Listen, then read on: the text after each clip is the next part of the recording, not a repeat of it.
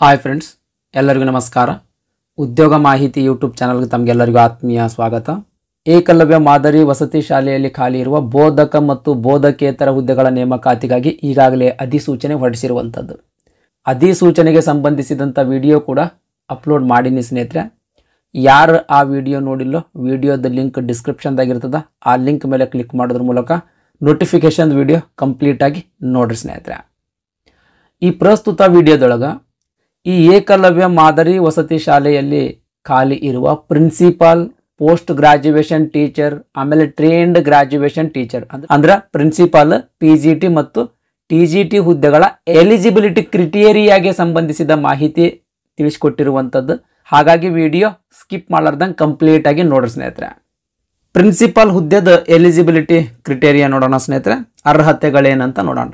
Okay ರೀ. ಗರಿಷ್ಠ 50 ವರ್ಷ ವಯಸ್ಸಿನ ತನಕ ಅರ್ಜಿ ಸಲ್ಲಿಸ್ಬೋದು. ಯಾರು ಪ್ರಿನ್ಸಿಪಾಲ್ ಹುದ್ದೆಗಳಿಗೆ ಅರ್ಜಿ ಸಲ್ಲಿಸ್ಬೇಕಂತ ಅನ್ಕೊಂಡಿರ್ತೀರೋ ಅವ್ರದ್ದು ವಯಸ್ಸು 50 ವರ್ಷ ಮೀರಿರಬಾರ್ದು. ಓಕೆ ರೀ. ನೆಕ್ಸ್ಟ್ ಎಜುಕೇಷನ್ ಕ್ವಾಲಿಫಿಕೇಶನ್ ಬಗ್ಗೆ ನೋಡೋದಾದ್ರೆ, ಅಂದ್ರೆ ಶೈಕ್ಷಣಿಕ ವಿದ್ಯಾರ್ಹತೆಯ ಬಗ್ಗೆ ನೋಡೋದಾದ್ರೆ 50% ಅಂಕಗಳೊಂದಿಗೆ ಮಾಸ್ಟರ್ ಡಿಗ್ರಿ ಪಾಸ್ ಮಾಡಿರ್ಬೇಕು. ಅಂದ್ರೆ 50%ದೊಂದಿಗೆ ಯಾವುದಾದ್ರೂ ಒಂದು ಪೋಸ್ಟ್ ಗ್ರಾಜ್ಯುಯೇಷನ್ ಸ್ನಾತಕೋತ್ತರ ಪದವಿ ಪಾಸ್ ಮಾಡಿರ್ಬೇಕು. ಓಕೆ ರೀ. ನೆಕ್ಸ್ಟ್ 50% ಅಂಕಗಳೊಂದಿಗೆ BEd ಪಾಸ್ ಮಾಡಿರ್ಬೇಕು. ಇವು ಎರಡು ಎಜುಕೇಷನ್ ಕ್ವಾಲಿಫಿಕೇಶನ್ ಕಡ್ಡಾಯವಾಗಿ ನೀವು ಪಾಸ್ ಮಾಡಿರಲೇಬೇಕು ಸ್ನೇಹಿತರೆ. ಮೊದಲನೇದೇನ್ರಿ, 50% ಅಂಕಗಳೊಂದಿಗೆ ಯಾವುದಾದ್ರೂ ಒಂದು ಸ್ನಾತಕೋತ್ತರ ಪದವಿ ಪಾಸ್ ಮಾಡಿರ್ಬೇಕು. ಎರಡನೇದೇನ್ರಿ, 50% ಅಂಕಗಳೊಂದಿಗೆ BEd ಪಾಸ್ ಮಾಡಿರ್ಬೇಕು. ಓಕೆ ರೀ. ಎಜುಕೇಷನ್ ಕ್ವಾಲಿಫಿಕೇಶನ್ ಮುಗಿದ ಮಾತ್ರಕ್ಕೆ ನೀವು ಅರ್ಜಿ ಸಲ್ಲಿಸ್ಲಕ್ ಎಲಿಜಿಬಲ್ ಆಗಂಗಿಲ್ಲ ಸ್ನೇಹಿತರೆ. ಮತ್ತು ಇನ್ನೇನು ಬೇಕು, ಎಕ್ಸ್ಪೀರಿಯನ್ಸ್ ಅನ್ನ ಹೊಂದಿರಬೇಕು. ಏನು ಎಕ್ಸ್ಪೀರಿಯನ್ಸ್ ಹೊಂದಿರಬೇಕು? ಸೆಂಟ್ರಲ್ ಅಥವಾ ಸ್ಟೇಟ್ ಅಥವಾ ಆಟೋನಮಸ್ ಆರ್ಗನೈಸೇಷನ್ದೊಳಗೆ ಪ್ರಿನ್ಸಿಪಾಲ್ ಆಗಿ ವರ್ಕ್ ಮಾಡಿರುವಂಥ ಎಕ್ಸ್ಪೀರಿಯನ್ಸ್ ಅನ್ನ ಹೊಂದಿರಬೇಕು. ಇನ್ ಕೇಸ್ ಪ್ರಿನ್ಸಿಪಾಲ್ ಆಗಿ ವರ್ಕ್ ಮಾಡಿರುವಂಥ ಎಕ್ಸ್ಪೀರಿಯನ್ಸ್ ನಿಮ್ಗೆ ಇರಲಿಲ್ಲ ಅಂತ ತಿಳ್ಕೊಳ್ರಿ. PGT ಮತ್ತು ವೈಸ್ ಪ್ರಿನ್ಸಿಪಲ್ ಆಗಿ 9 ವರ್ಷ ಸೇವೆ ಸಲ್ಲಿಸಿರ್ಬೇಕು. ಅದರೊಳಗೆ 3 ವರ್ಷ ವೈಸ್ ಪ್ರಿನ್ಸಿಪಲ್ ಆಗಿ ಸೇವೆ ಸಲ್ಲಿಸಿದ್ರಿ ಅಂತಂದ್ರೆ ಈ ಹುದ್ದೆಗಳಿಗೆ ಅರ್ಜಿ ಸಲ್ಲಿಸಬಹುದು. ಇನ್ ಕೇಸ್ PGT ಮತ್ತು ವೈಸ್ ಪ್ರಿನ್ಸಿಪಲ್ದು ವರ್ಕ್ ಎಕ್ಸ್ಪೀರಿಯನ್ಸ್ ಇರಲಿಲ್ಲ ಅಂತ ತಿಳ್ಕೊಳ್ರಿ. PGT ಅಥವಾ ಲೆಕ್ಚರ್ ಆಗಿ ಆದರೂ ವರ್ಕ್ ಮಾಡಿರುವಂಥ ಎಕ್ಸ್ಪೀರಿಯನ್ಸ್ ಅನ್ನ ಹೊಂದಿರಬೇಕು. ವರ್ಕ್ ಎಕ್ಸ್ಪೀರಿಯನ್ಸ್ ಹೊಂದಿದ್ರೆ ಮಾತ್ರ ನೀವು ಪ್ರಿನ್ಸಿಪಾಲ್ ಹುದ್ದೆಗಳಿಗೆ ಅರ್ಜಿ ಸಲ್ಲಿಸಬಹುದು.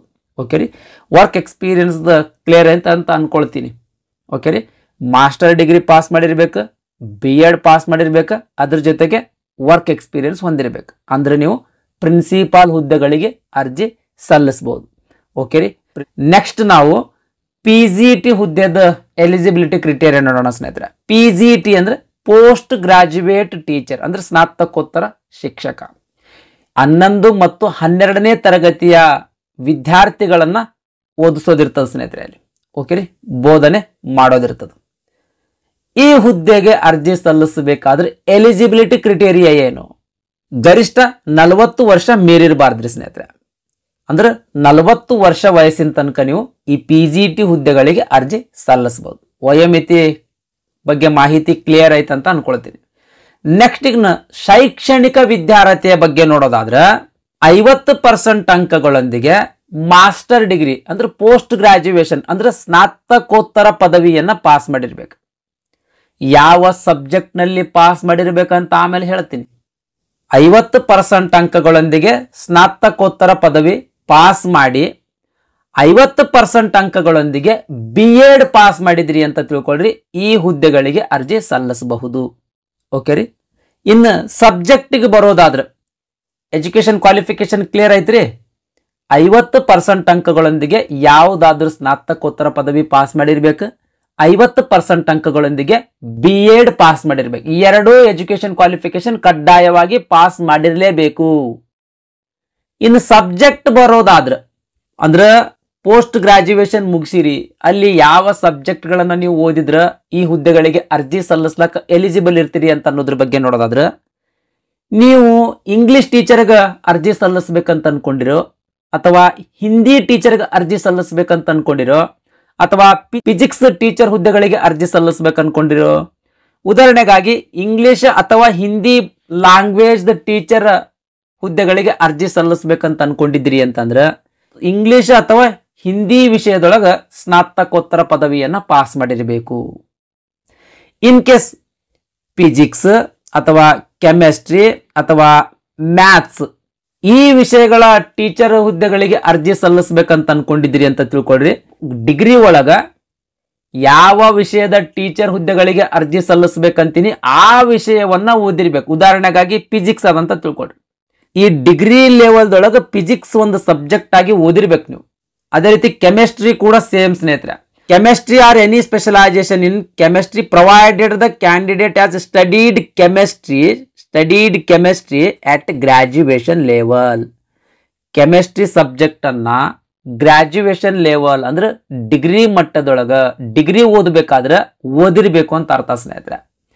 ಇನ್ ಕೇಸ್ ಮ್ಯಾಥ್ಸ್ ವಿಷಯದ ಟೀಚರ್ ಹುದ್ದೆಗಳಿಗೆ ಅರ್ಜಿ ಸಲ್ಲಿಸಬೇಕಾಗಿತ್ತು ಅಂದ್ರೆ ಸೇಮ್ ಸ್ನೇಹಿತರೆ. ಮ್ಯಾಥಮೆಟಿಕ್ಸ್ ಏನದಲ್ಲ ಗ್ರಾಜ್ಯುಯೇಷನ್ ಲೆವೆಲ್ದಾಗ ಪಾಸ್ ಮಾಡಿರ್ಬೇಕು.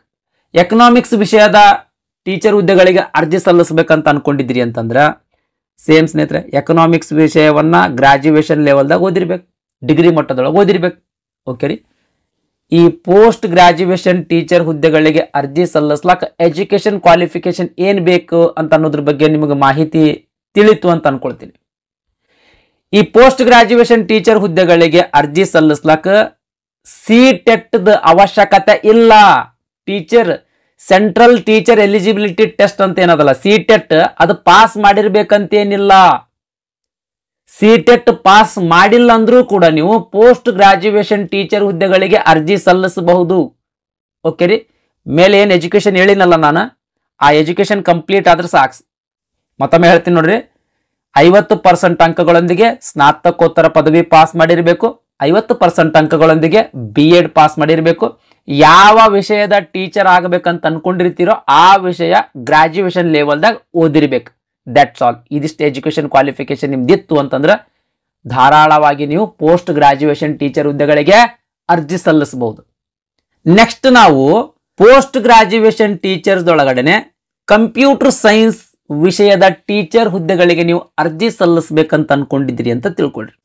ಕಂಪ್ಯೂಟರ್ ಸೈನ್ಸ್ ಅಥವಾ ಇನ್ಫಾರ್ಮೇಶನ್ ಟೆಕ್ನಾಲಜಿ ವಿಷಯದೊಳಗ MSc ಪಾಸ್ ಮಾಡಿದ್ರಿ ಅಂತ ತಿಳ್ಕೊಳ್ರಿ. ಈ ಹುದ್ದೆಗಳಿಗೆ ಅರ್ಜಿ ಸಲ್ಲಿಸಬಹುದು. ಯಾವ್ದ್ರಿ? ಕಂಪ್ಯೂಟರ್ ಸೈನ್ಸ್ ಟೀಚರ್ ಹುದ್ದೆಗಳಿಗೆ ಅರ್ಜಿ ಸಲ್ಲಿಸಬಹುದು. ಇನ್ ಕೇಸ್ ಕಂಪ್ಯೂಟರ್ ಸೈನ್ಸ್ ಅಥವಾ IT ವಿಷಯದೊಳಗ MSc ಪಾಸ್ ಮಾಡಿರ್ಲಿಲ್ಲ ಅಂತ ತಿಳ್ಕೊಳ್ರಿ. MCA ಪಾಸ್ ಮಾಡಿದ್ರು ಕೂಡ ಅರ್ಜಿ ಸಲ್ಲಿಸಬಹುದು. ಅಂದ್ರೆ ಮಾಸ್ಟರ್ ಆಫ್ ಕಂಪ್ಯೂಟರ್ ಅಪ್ಲಿಕೇಶನ್ ಅಂತ ಇದೊಂದು ಸ್ನಾತಕೋತ್ತರ ಪದವಿ ಸ್ನೇಹಿತರೆ. ಈ ಸ್ನಾತಕೋತ್ತರ ಪದವಿ ಅಂದ್ರೆ MCA ಪಾಸ್ ಮಾಡಿದ್ರು ಕೂಡ ನೀವು ಈ ಹುದ್ದೆಗಳಿಗೆ ಅರ್ಜಿ ಸಲ್ಲಿಸಬಹುದು. ಒಂದು ನೆನಪಿಡ್ರಿ, ಈ ಎಜುಕೇಶನ್ ಕ್ವಾಲಿಫಿಕೇಶನ್ 50% ಅಂಕಗಳೊಂದಿಗೆ ಪಾಸ್ ಮಾಡಿರ್ಬೇಕು. ಇದು ಕ್ರಿಟೇರಿಯಾ. ನೀವು MCA ಪಾಸ್ ಮಾಡಿರಿ 40% ಅಥವಾ 45% ಅಂಕಗಳೊಂದಿಗೆ ನೀವು MCA ಪಾಸ್ ಮಾಡಿದ್ರಿ ಅಂತ ತಿಳ್ಕೊಳ್ರಿ, ಈ ಹುದ್ದೆಗಳಿಗೆ ಅರ್ಜಿ ಸಲ್ಲಿಸ್ಲಾಕ್ ನೀವು ಎಲಿಜಿಬಲ್ ಇರಂಗಿಲ್ಲ. ಹಾಗಾಗಿ ಇಲ್ಲಿ ಕಟ್ ಆಫ್ ಪರ್ಸೆಂಟೇಜ್ ಕೊಟ್ಟ. ಓಕೆ ರೀ. ಇನ್ ಕೇಸ್ MCAನೂ ಕೂಡ ನೀವು ಪಾಸ್ ಮಾಡಿರ್ಲಿಲ್ಲ ಅಂತ ತಿಳ್ಕೊಳ್ರಿ, ಕಂಪ್ಯೂಟರ್ ಸೈನ್ಸ್ ವಿಷಯದಲ್ಲಿ ಅಥವಾ ಇನ್ಫಾರ್ಮೇಶನ್ ಟೆಕ್ನಾಲಜಿ ವಿಷಯದಲ್ಲಿ ಅಂದ್ರೆ ಇವು ಎರಡರೊಳಗೆ ಯಾವ್ದಾದ್ರು ಒಂದು ವಿಷಯದಲ್ಲಿ ME ಅಥವಾ MTech ಪಾಸ್ ಮಾಡಿದ್ರು ಕೂಡ ನೀವು ಈ ಹುದ್ದೆಗಳಿಗೆ ಅರ್ಜಿ ಸಲ್ಲಿಸಬಹುದು. ಈ ಕಂಪ್ಯೂಟರ್ ಸೈನ್ಸ್ ವಿಷಯದ ಟೀಚರ್ ಆಗಕ್ಕ BEd ಪಾಸ್ ಮಾಡಿರ್ಬೇಕಂತೇನಿಲ್ಲ. ಓಕೆ ರೀ. Next TGT trained graduate teacher. ಇದು ಟ್ರೇನ್ಡ್ ಗ್ರಾಜ್ಯುಯೇಟ್ ಟೀಚರ್ 6ರಿಂದ 10ನೇ ತರಗತಿಯ ವಿದ್ಯಾರ್ಥಿಗಳಿಗೆ ಬೋಧನೆ ಮಾಡೋದಿರ್ತದೆ, ಟೀಚಿಂಗ್ ಮಾಡೋದಿರ್ತದೆ. ಟ್ರೇನ್ಡ್ ಗ್ರಾಜ್ಯುಯೇಟ್ ಟೀಚರ್ ಹುದ್ದೆಗಳಿಗೆ ಗರಿಷ್ಠ ವಯೋಮಿತಿ 35 ವರ್ಷ. ಗರಿಷ್ಠ 35 ವರ್ಷ ವಯಸ್ಸಿನ ತನಕ ಅರ್ಜಿ ಸಲ್ಲಿಸಬಹುದು.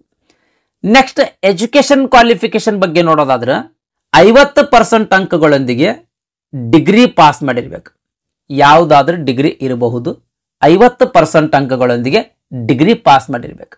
ಓಕೆ ರೀ. ನೆಕ್ಸ್ಟ್ ಎರಡನೇದ್ದು 50% ಅಂಕಗಳೊಂದಿಗೆ BEd ಪಾಸ್ ಮಾಡಿರ್ಬೇಕು. ಮೊದಲನೇದೇನ್ರಿ 50% ಅಂಕಗಳೊಂದಿಗೆ ಡಿಗ್ರಿ ಪಾಸ್ ಮಾಡಿರ್ಬೇಕು. ಎರಡನೇದ್ದು 50% ಅಂಕಗಳೊಂದಿಗೆ BEd ಪಾಸ್ ಮಾಡಿರ್ಬೇಕು. ನೆಕ್ಸ್ಟ್ ಮೂರನೇದ್ದು ಸಿಟೆಟ್ ಎಕ್ಸಾಮ್ದೊಳಗ ಪೇಪರ್ 2 ಪಾಸ್ ಮಾಡಿರ್ಬೇಕು. ಈ 3 ಎಜುಕೇಶನ್ ಕ್ವಾಲಿಫಿಕೇಶನ್ ನೀವು ಮುಗಿಸಿದ್ರಿ ಅಂದ್ರ ಈ ಹುದ್ದೆಗಳಿಗೆ ಅರ್ಜಿ ಸಲ್ಲಿಸಬಹುದು. ನೆಕ್ಸ್ಟ್ ಯಾವ ವಿಷಯ ಟೀಚರ್ ಹುದ್ದೆಗಳಿಗೆ ಅರ್ಜಿ ಸಲ್ಲಿಸಬೇಕಂತೀರಿ ಆ ವಿಷಯಕ್ಕೆ ಸಂಬಂಧಿಸಿದಂಗೆ ಗ್ರಾಜುಯೇಷನ್ ಲೆವೆಲ್ದಾಗ ಏನು ಓದಿರ್ಬೇಕಂತ ನೆಕ್ಸ್ಟ್ ಹೇಳ್ತೀನಿ ಸ್ನೇಹಿತರೆ. ಮೊದಲು ಎಲಿಜಿಬಿಲಿಟಿ ತಿಳ್ಕೊಳ್ರಿ. 50% ಅಂಕಗಳೊಂದಿಗೆ ಡಿಗ್ರಿ ಪಾಸ್ ಮಾಡಿರ್ಬೇಕು, 50% ಅಂಕಗಳೊಂದಿಗೆ BEd ಪಾಸ್ ಮಾಡಿರ್ಬೇಕು, ಪೇಪರ್ 2 CTET ಪೇಪರ್ 2 ಪಾಸ್ ಮಾಡಿರ್ಬೇಕು. ಮುಗಿತು ಸ್ನೇಹಿತರೆ, ನೀವು TGT ಹುದ್ದೆಗಳಿಗೆ ಅರ್ಜಿ ಸಲ್ಲಿಸ್ಲಕ್ಕೆ ಎಲಿಜಿಬಲ್ ಇರ್ತೀರಿ. ಓಕೆ ರೀ. ನೆಕ್ಸ್ಟ್ ಯಾವ ಸಬ್ಜೆಕ್ಟ್ ಟೀಚರ್ ಆಗಬೇಕಂತ ಅನ್ಕೊಂಡಿರಿ? ಉದಾಹರಣೆಗಾಗಿ ಹಿಂದಿ ಟೀಚರ್ ಹುದ್ದೆಗಳಿಗೆ ಅರ್ಜಿ ಸಲ್ಲಿಸ್ಬೇಕಂತ ಅನ್ಕೊಂಡಿದ್ರಿ ಅಂತ ತಿಳ್ಕೊಳ್ರಿ. ಡಿಗ್ರಿ ಒಳಗ 3 ವರ್ಷ ಹಿಂದಿ ಸಬ್ಜೆಕ್ಟ್ ಓದಿರ್ಬೇಕು ಸ್ನೇಹಿತರೆ. ಡಿಗ್ರಿ ಒಳಗ 3 ವರ್ಷ ಹಿಂದಿ ಸಬ್ಜೆಕ್ಟ್ ಓದಿರ್ಬೇಕು. ಅಂದ್ರೆ ಪ್ರತಿ ಸೆಮ್ಮಿನೊಳಗೂ ಕೂಡ ಹಿಂದಿ ಒಂದು ಸಬ್ಜೆಕ್ಟ್ ಆಗಿ ಓದಿರ್ಬೇಕು. ನೆಕ್ಸ್ಟ್ ಇಂಗ್ಲಿಷ್ ಟೀಚರ್ ಹುದ್ದೆಗಳಿಗೆ ಅರ್ಜಿ ಸಲ್ಲಿಸ್ಬೇಕಂತ ಅನ್ಕೊಂಡಿದ್ರಿ ಅಂತ ತಿಳ್ಕೊಳ್ರಿ. ಸೇಮ್ ಸ್ನೇಹಿತರೆ, ಗ್ರಾಜುಯೇಷನ್ ದೊಳಗ ಅಂದ್ರೆ ಡಿಗ್ರಿ ಒಳಗ 3 ವರ್ಷನೂ ಇಂಗ್ಲಿಷ್ ಸಬ್ಜೆಕ್ಟ್ ಓದಿರ್ಬೇಕು ಸ್ನೇಹಿತರೆ. ಮ್ಯಾಥಮೆಟಿಕ್ಸ್ ವಿಷಯದ ಟೀಚರ್ ಹುದ್ದೆಗಳಿಗೆ ಅರ್ಜಿ ಸಲ್ಲಿಸ್ಬೇಕಂತ ಅನ್ಕೊಂಡಿದ್ರಿ ಅಂತ ತಿಳ್ಕೊಳ್ರಿ. ಡಿಗ್ರಿ ಒಳಗ 3 ವರ್ಷ ಮ್ಯಾಥಮೆಟಿಕ್ಸ್ ಸಬ್ಜೆಕ್ಟ್ ಕಂಪಲ್ಸರಿ ಓದಿರ್ಬೇಕು. ಎರಡನೇದು ಕ್ರಿಟೇರಿಯಾ ಅಟ್ಲೀಸ್ಟ್ 1 ವರ್ಷ ಫಿಸಿಕ್ಸ್ ಓದಿರ್ಬೇಕು. ಅಂದ್ರೆ 2 ಸೆಮೆಸ್ಟರ್, ಯಾವುದಾದ್ರೂ 2 ಸೆಮೆಸ್ಟರ್ ಫಿಸಿಕ್ಸ್ ಓದಿರ್ಬೇಕು. ಇದು ಎರಡನೇ ಕ್ರಿಟೇರಿಯಾ. ನೆಕ್ಸ್ಟ್ ಮೂರನೇದ್ದು chemistry, electronics, computer science, statistics ಈ 4 ಸಬ್ಜೆಕ್ಟ್ ಒಳಗ ಯಾವ್ದಾದ್ರು ಒಂದು ಸಬ್ಜೆಕ್ಟ್ ಡಿಗ್ರಿ ಒಳಗ ಮಿನಿಮಮ್ 2 ಸೆಮ್ ಆದ್ರೂ ಓದಿರ್ಬೇಕು ಸ್ನೇಹಿತರೆ. ನೆಕ್ಸ್ಟ್ ಸೈನ್ಸ್ ವಿಷಯದ ಟೀಚರ್ ಆಗ್ಬೇಕಂತ ಅನ್ಕೊಂಡಿದ್ರಿ ಅಂತ ತಿಳ್ಕೊಳ್ರಿ. ಬಯಾಲಜಿ ಆಗಿರಬಹುದು, ಲೈಫ್ ಸೈನ್ಸ್ ಆಗಿರಬಹುದು, ಅಥವಾ ಬಾಟ್ನಿ ಆಗಿರಬಹುದು, ಅಥವಾ ಜೂಲೋಜಿ ಆಗಿರಬಹುದು. ಇವಿಷ್ಟು ಸಬ್ಜೆಕ್ಟ್ ಒಳಗ ಅಂದ್ರೆ ಈ 4 ವಿಷಯದೊಳಗ ಯಾವುದಾದ್ರೂ ಒಂದು ವಿಷಯವನ್ನ ಡಿಗ್ರಿ ಒಳಗ ಓದಿರ್ಬೇಕು. ನೀವು 3 ವರ್ಷ ಓದಿರ್ಬೇಕು ಸ್ನೇಹಿತರೆ. 1 ವರ್ಷ ಓದಿದಂಗಲ್ಲ, 3 ವರ್ಷ ಈ 4 ಸಬ್ಜೆಕ್ಟ್ ಒಳಗ ಯಾವ್ದಾದ್ರು ಒಂದು ಸಬ್ಜೆಕ್ಟ್ ಅನ್ನ ಓದಿ ಕೆಮಿಸ್ಟ್ರಿ ಮತ್ತು ಬಾಟ್ನಿ ಅಥವಾ ಜೂಲೋಜಿ ಕಾಂಬಿನೇಷನ್ದಾಗ, ಅಥವಾ ಕೆಮಿಸ್ಟ್ರಿ ಮತ್ತು ಜೂಲೋಜಿ ಆಗಿರಬಹುದು, ಅಥವಾ ಕೆಮಿಸ್ಟ್ರಿ ಮತ್ತು ಬಾಟ್ನಿ ಆಗಿರಬಹುದು. ಡಿಗ್ರಿ ಒಳಗ ಮಿನಿಮಮ್ 1 ವರ್ಷ ಓದಿರ್ಬೇಕು. ಅಂದ್ರೆ 2 ಸೆಮ್ದೊಳಗ ಈ ವಿಷಯದ ಕಾಂಬಿನೇಷನ್ ದೊಂದಿಗೆ ಓದಿರ್ಬೇಕು. ನೋಡ್ರಿ, ಮೇನ್ ಸಬ್ಜೆಕ್ಟ್ ಇದು, ಕಾಂಬಿನೇಷನ್ ಇದು. ಓಕೆ ರೀ. ಇಲ್ಲಿ ಇದೇ ರೀತಿ ಯಾವ ವಿಷಯದ ಟೀಚರ್ ಆಗ್ಬೇಕು ಅನ್ಕೊಂಡಿರ್ತೀರಿ, ಯಾವ ವಿಷಯವನ್ನ ಡಿಗ್ರಿ ಒಳಗ ಓದಿರ್ಬೇಕಂತ ಇಲ್ಲಿ ಕೊಟ್ಟಾನ ಸ್ನೇಹಿತರೆ. ನೀಟಾಗಿ ಕೊಟ್ಟಾನ. ನೋಟಿಫಿಕೇಶನ್ ಅನ್ನ ಕಂಪ್ಲೀಟ್ ಆಗಿ ಓದ್ಕೊಳ್ರಿ ಸ್ನೇಹಿತರೆ. ತದನಂತರ ಅರ್ಜಿ ಸಲ್ಲಿಸ್ರಿ. ಇವಾಗ ನಿಮಗ ಪ್ರಿನ್ಸಿಪಾಲ್, PGT ಮತ್ತು TGT ಹುದ್ದೆಯ ಎಲಿಜಿಬಿಲಿಟಿ ಕ್ರಿಟೇರಿಯಾ ಬಗ್ಗೆ ಮಾಹಿತಿ ಗೊತ್ತಾಯ್ತಂತ ಅನ್ಕೊಳ್ತೀನಿ ಸ್ನೇಹಿತರೆ. ಈ ವಿಡಿಯೋ ನಿಮಗೆ ಇಷ್ಟ ಆಗಿತ್ತು ಅಂದ್ರೆ ದಯಮಾಡಿ ಲೈಕ್ ಬಟನ್ ಮೇಲೆ ಪ್ರೆಸ್ ಮಾಡ್ರಿ. ಅದೇ ರೀತಿ ನಿಮ್ಮ ಫ್ರೆಂಡ್ಸರಿಗೂ ಕೂಡ ಶೇರ್ ಮಾಡ್ರಿ ಅಂತ ವಿನಂತಿಸಿಕೊಳ್ತಾ ಇವತ್ತಿನ ವಿಡಿಯೋ ಮುಗಿಸ್ತಾ ಇದ್ದೀನಿ. ಧನ್ಯವಾದಗಳು.